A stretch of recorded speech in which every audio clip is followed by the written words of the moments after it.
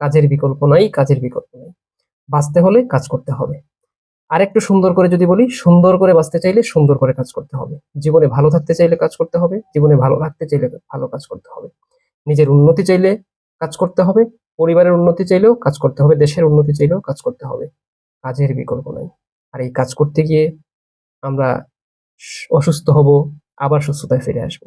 আমাদের বিভিন্ন বাধা বিঘ্ন আসবে, বাধা বিঘ্নতা আসবে, প্রতিকূলতা আসবে, কষ্ট আসবে, হতাশা আসবে, সবকিছু ওভারকাম করে আমাদের এগিয়ে যেতে হবে।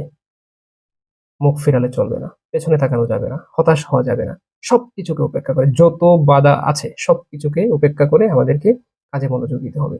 যে যতটা কাজে মনোযোগী হবেন, যে যতটা ভালো কাজ করতে পারবেন, সে ততটাই এগিয়ে যাবেন। গতকাল অসুস্থ ছিলাম, আজকে সুস্থতায় ফিরে আসছি। সো কাজ করতে হবে, কাজের বিকল্প নেই। ভালো থাকুন, সুস্থ থাকুন, নিজের কাজ, আপন মনের শক্তিতে করতে থাকুন।